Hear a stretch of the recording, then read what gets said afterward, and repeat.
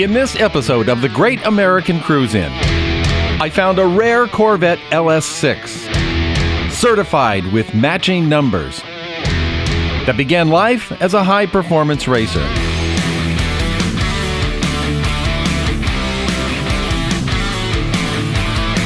I'm Scott Hutteman, and I am fascinated with classic cars. That's why I travel from car shows to cruise-ins to meet owners and learn about their passion for classic cars and the stories behind their amazing restorations. So join me as I go deep into this car show at Nativity Catholic Church in Brandon, Florida, to learn more about this rare 1971 Corvette LS6.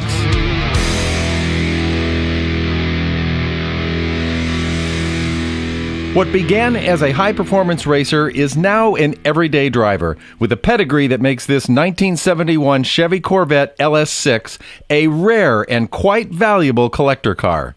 Owner and builder Rex Research, a military veteran who rescued this car from oblivion, invested a significant amount of time and money to restore this rare beauty back to the remarkable splendor that it once was. Rex, thank you so much for talking with me here at the Great American Cruise-In.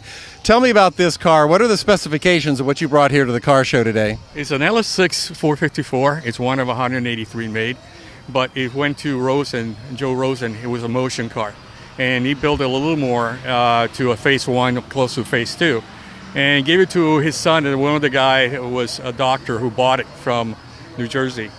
And after that, they raised the car completely out of New Jersey, New York.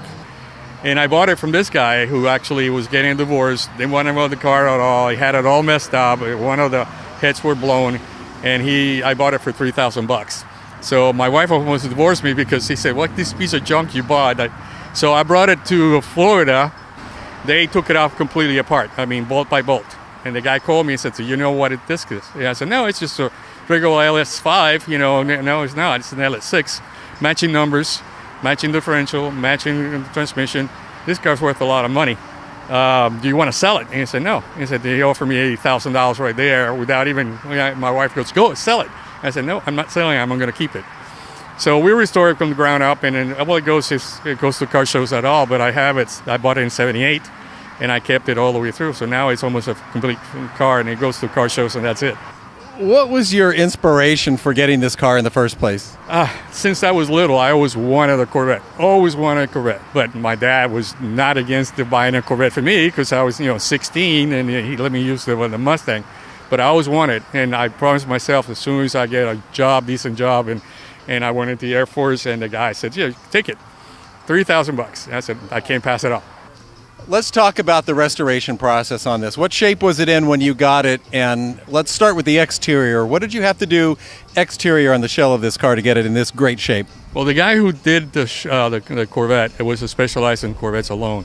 And he said the only way we're going to do this is by taking the car completely apart. The car had 3 different colors. It had a red color, it had a green color, and then finally he found the original color, which is Ontario orange on the bottom. So he had to do the whole front end completely because it was all cracked from racing, and part of the bird cage was intact. So everything was done. The new front end was put in together. The T-top was put in brand new because it was all rusted. And the engine, we went to the engine, and it's a 4-bolt main, and we put new heads on it because the new heads, the original heads, were blown. One of those valves completely down, and the new heads, if you want LS6 heads, which is aluminum heads, it's almost $5,000. So we put Edelbrock aluminum heads on it, but it's the original engine completely, and all we did was do new pistons, a little bit freshen it up, blueprint it, and put it back in. So you have the original engine in this car, and obviously, from what you're saying, it had been raced a lot. So what kind of shape was it in, and how extensive was the restoration to the engine? You mentioned replacing pistons. Yeah, we put brand new pistons, TRW pistons on it with the same compression. We leveled the compressor a little bit to 10.5. Originally it was 9.5. So we did that, and also we balanced the engine. The crank was fine, the pistons was fine, but the block was fine. The only thing was messed up was a blown, head, and it was cracked because I guess he raced it and they never took care of it. Was that a surprise to you when you got the car to see the damage that had occurred? No, he already told me when he bought it. That's why he gave it to me so cheap. I said, you're going to have a brand new engine. But I expected the pistons were done, everything, but the pistons was fine. We actually bored it up to 30 over and put fresh on up the pistons and left it the way it is. So going from race car to everyday kind of car show car, what shape was the interior in, and what work did you have to do to get it in this great shape? The interior wasn't bad. He took the seats out because he was losing, the weight for the car to do a faster time lapse. So he had all the seats completely. It was all kind of messed. I put a brand new seats cover on it, which leather, and left it the way it was. So what you see, it's exactly what inside it was. I didn't change anything for the seat covers on it.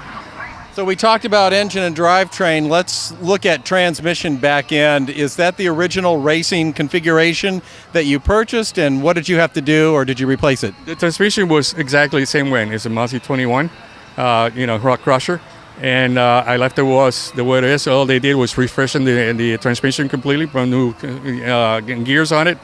We changed the gear in the rear because it had 456. Now it has a 350.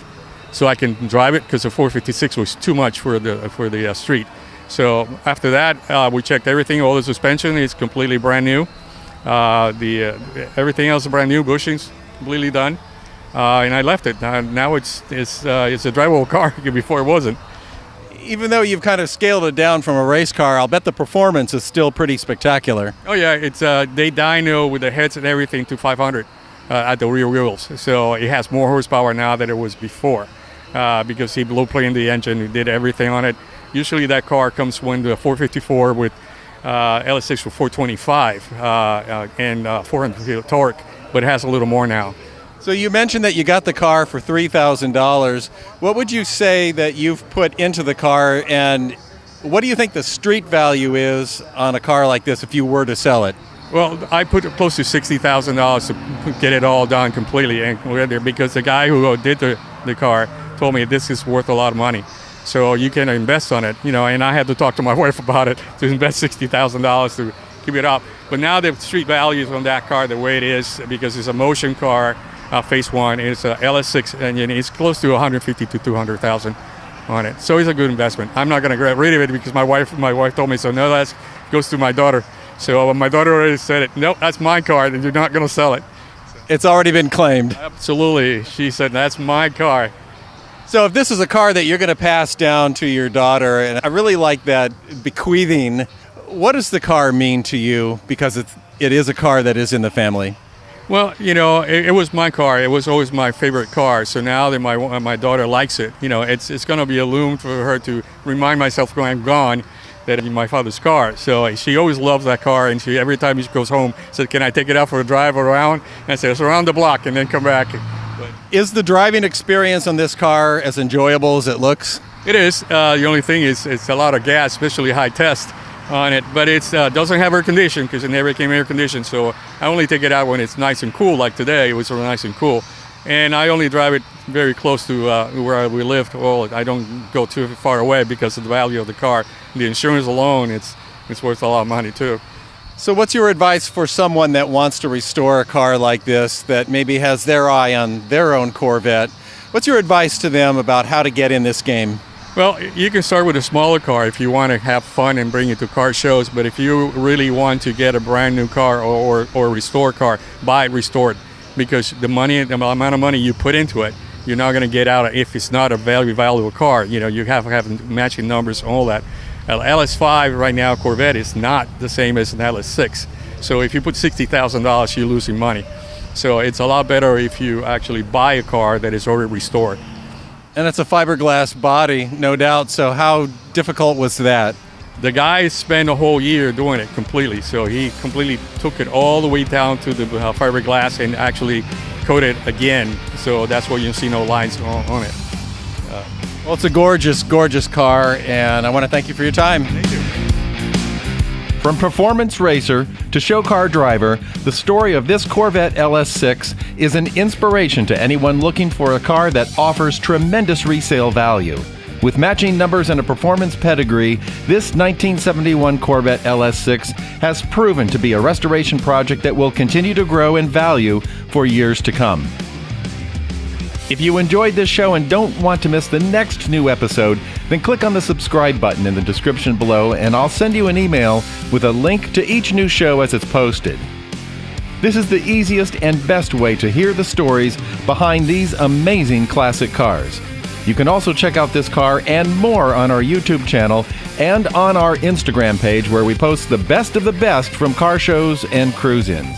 Just follow the links to these channels on our website at greatamericancruisein.com. Do you have a car that you want to show off?